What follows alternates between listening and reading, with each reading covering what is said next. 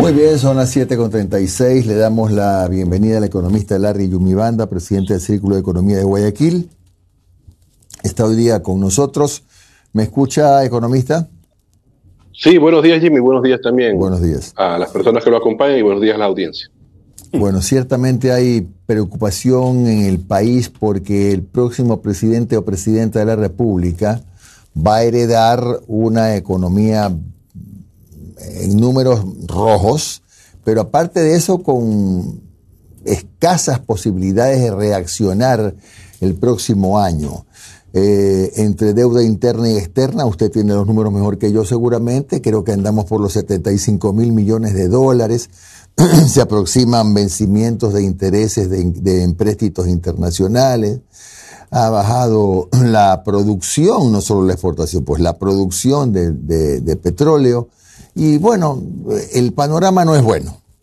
¿Cuáles son los números que va a recibir el próximo presidente o presidenta? ¿Y qué puede hacer con un país con esas marcas tan tristes en economía? Bueno, nosotros en varias oportunidades, Jimmy, hemos conversado sobre estos temas. Nosotros habíamos anticipado desde que el año pasado la economía se venía desacelerando y de hecho se desaceleró. Este año marca la misma tendencia. Prácticamente el próximo gobierno va a recibir una economía con un nivel de crecimiento que puede oscilar entre el 1% al 1.5%, un crecimiento sumamente bajo en una etapa de desaceleración. ¿Cómo va a recibir el gobierno, el próximo gobierno, el tema social, con indicadores de pobreza, el tema de pobreza y desigualdad que cada vez van aumentando? Y de hecho, en el último reporte del primer semestre así lo evidencia. Va a recibir una economía con un déficit fiscal de aproximadamente 5.000 millones de dólares. Ya hay un déficit acumulado en los primeros 7 meses de aproximadamente 2.000 millones. Y por historia, especialmente en los últimos 4 años, en los próximos meses, el déficit se puede incrementar a 5.000, ¿no? Entonces va a recibir, como usted lo acaba de indicar, un sector externo con cada vez menos exportaciones, tanto por precio como por producción en materia petrolera. Y también hay un pesimismo, por ejemplo, por el sector industrial, de cómo ve ellos su sector, el desarrollo de la economía para los próximos meses. Entonces, el escenario es adverso que se podría complicar dependiendo de la intensidad del fenómeno del Niño. Nosotros hemos dicho que en caso de que la intensidad sea muy fuerte, nos podría llevar a un proceso recesivo para el próximo año. Entonces, eso es lo que prácticamente el próximo gobierno va a recibir. Y lo más grave es que ninguno de los candidatos aborda a profundidad cuál van a ser esas soluciones, aunque nosotros creemos que lo primero es lo primordial, atender el asunto del fenómeno del Niño, y para eso se necesita una política de endeudamiento que hasta la fecha ningún candidato a la presidencia lo ha manifestado, ¿no? Claro, a ver, pero economista, bien, ciertamente que el diagnóstico es tremendamente duro, en efecto lo hemos conversado con usted varias veces, pero sea la presidenta o sea el presidente, cuando llegue y se encuentre con eso, ¿qué puede hacer en 1 año y medio? Esa es la gran pregunta. ¿Hay alguna vía de escape, algún atajo para poder de alguna manera hacer? Mire, el próximo presidente o presidenta necesita hacer 2 o 3 cosas bien para pasar el bache de este año y medio. ¿Qué puede hacer con una economía así? Primero, como siempre decimos, meterse de cabeza a resolver los temas del fenómeno del Niño. Eso va a generar grandes inundaciones, de acuerdo a los expertos en clima. Segundo, el asunto de, una vez que revise el presupuesto, porque va a tener que hacer un ajuste, comenzar a atender temas de la propia emergencia, ¿no? Educación, salud, mantenimiento de carreteras. Bueno, su equipo de trabajo, me imagino que van a trabajar en el tema de seguridad, especialmente para impulsar lo que ofrecieron en campaña. ¿Qué más pueden hacer en 16 meses? Prácticamente sentar las bases, me refiero a todo el equipo ministerial, para ir avanzando en algunos temas que se vienen arrastrando históricamente en el país y tratar de formular, aunque sea pequeñas iniciativas, porque recursos no va a haber, porque la mayoría van a asignarse a la emergencia, para que el Ecuador siga caminando. Entonces, no hay no hay campo de acción, no hay campo de acción de hacer reformas constitucionales, no hay campo de acción, por ejemplo, de generar grandes obras de infraestructura.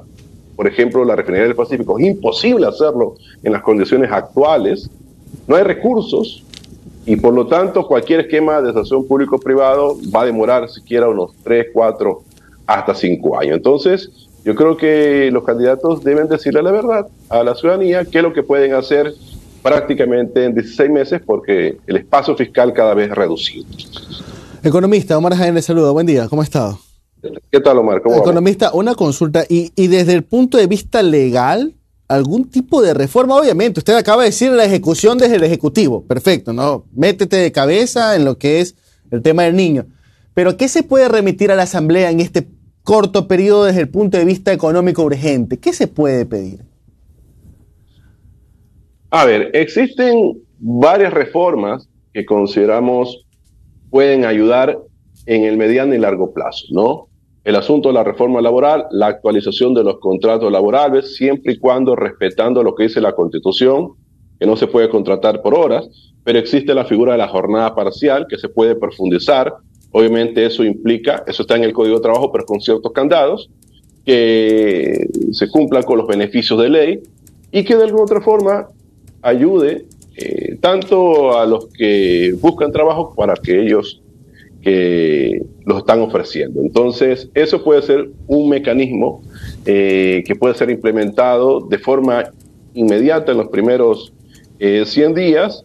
Otro de los temas que consideramos importantes es el asunto de nuevamente insistir sobre las zonas francas orientales de exportación, algo que todavía no se ha aplicado por que el gobierno de Guillermo Lasso, cuando presentó la ley, la presentó con varios errores conceptuales y luego a través de decreto ejecutivo que la Corte Constitucional se lo negó. Pero es necesario que esas zonas francas orientales de exportación se implementen en el país para atraer inversión extranjera y también para impulsar y diversificar la producción, en este caso nacional, que se orienta a la exportación.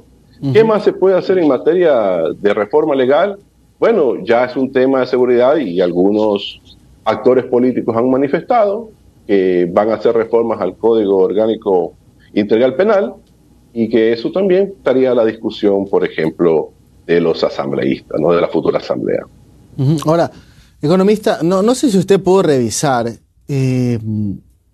las declaraciones que dio Verónica Artola, que asumió el Banco Central del Ecuador en la época de Lenín Moreno y estuvo hasta el 2021, si mal no recuerdo, 20, en donde informó que se han retirado o se han salido del país 250 millones de dólares en el último mes, desde el sector de la banca privada, y ella alerta que este tipo de salida de capitales es bastante complicado, es bastante peligroso, porque en estos momentos, y esta es la pregunta que yo le hago a economista, ¿en estos momentos está saliendo o entrando más dólares a nuestra economía? ¿Qué está pasando más?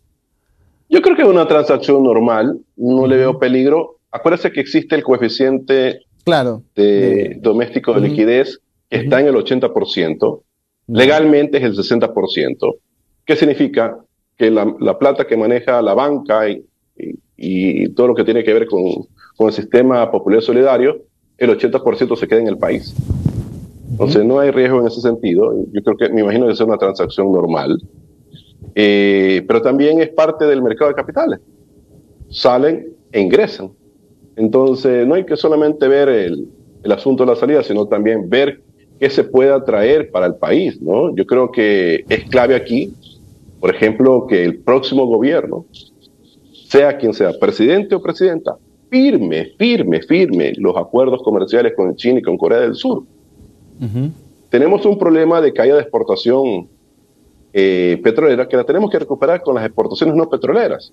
Y para eso tiene que firmar esos documentos. Y obviamente luego va por el trámite de la Asamblea Nacional. También el asunto de buscar acuerdos comerciales con Canadá, con Japón, con la India, con Rusia, con Vietnam, con el mismo Panamá, etcétera. O sea, tratar de seguir en esa apertura económica que creo que es la única salida que tenemos ante un problema de poco espacio fiscal para el gobierno en materia de inversión pública, aunque pueda ser inversión pública, pero ya no tanto como antes. Entonces, el único camino que queda es impulsar al sector privado. Entonces, por eso yo digo que los candidatos en estos temas, especialmente económicos, han dado cifras muy generales y no han abordado a profundidad lo que realmente quieren hacer. Pero lo que ha dicho la exgerenta del Banco Central del gobierno de Lenín Moreno, es una transacción para mí normal, no le veo tanto problema porque existen los controles pertinentes por parte de la autoridad monetaria. Economista, buenos días. Nuria Arroyave le saluda. Y anclada la pregunta que le hizo Mar, ¿esto qué tiene que ver con el riesgo país? Porque un poco lo mencionó en ese contexto, Verónica Artola. Decía que el riesgo país está escandalosamente elevado y que pese a que en la primera vuelta hubo un descenso, no es suficiente. Claro, todo viene arrastrándose desde aproximadamente un año, más de un año, con un riesgo país superior a los 1.000 puntos. Lo ideal es que estemos a niveles de 200, 300 puntos, pero para eso se necesita varios componentes, ¿no? Desde un manejo fiscal responsable, yo creo que por ahí debe orientarse la política pública, que por ejemplo aumente la producción, para que los precios de los productos bajen, porque la inflación, de alguna otra forma, puede implicar en el riesgo país, tiene sus implicaciones también. El asunto también de aumentar las exportaciones, le acaba de decir, hay que firmar los acuerdos comerciales con China y con Corea del Sur. El tema del manejo responsable de las reservas internacionales. Entonces, hay varios, por ejemplo, para que baje el riesgo país hay que combatir la evasión fiscal, combatir la corrupción para que exista flujo de dinero y no tengamos que incurrir en más deuda. Entonces, hay varios componentes que se pueden hacer para bajar el riesgo país. Y la pregunta que yo hago, ¿se está haciendo en el Ecuador? Y ahí está la respuesta, mi estimada Nori, a su pregunta. Ya, ¿y ¿no? es viable lo que propuso Luisa González, que lo mencionó hace algunas semanas, de usar estos 2.500 millones de las reservas internacionales? O sea, ¿eso es posible hacerlo realmente ya en ejecución? A ver, constitucionalmente se puede hacer. Constitucionalmente se puede hacer. Legalmente, tal como está la legislación, o sea, el Código Orgánico Monetario Financiero, no se puede hacer. ¿Por qué? Porque las reservas internacionales todavía no logran cubrir los cuatro sistemas del balance del Banco Central. Entonces, para poder utilizar las reservas internacionales, debería haber siquiera una cifra por encima de los 15.000, 16.000, 17.000 millones de dólares, para que recién ahí, a partir de ese momento, el gobierno pueda el Banco Central le pueda prestar recursos al gobierno. Ahora, ¿qué puede hacer la candidata González? Dos vías, ¿no? Si ella quiere hacer obra pública, buscar líneas de financiamiento. O tendrá que buscar la reforma al Código Orgánico Monetario Financiero, o sea, y cambiar, como ya lo cambiaron en la época de Correa. Destruir el sistema, los cuatro sistemas del balance del Banco Central, para optar otra vez con el uso de las reservas internacionales. Pero, economista, o sea, a ver, de poder hacerlo, lo puede hacer, no hay ningún impedimento, es lo que estoy entendiendo, pero eso de ahí afectaría, o si lo hace, tendría una consecuencia, que sería el tema es que en el pasado ya lo hicieron, y cuando le tocó devolver, no lo devolvían, o devolvían con papelitos, o devolvían con acciones.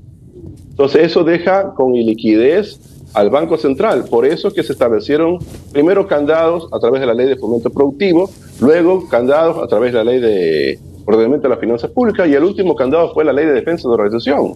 Es porque el gobierno le gusta prestar, pero no le gusta pagar.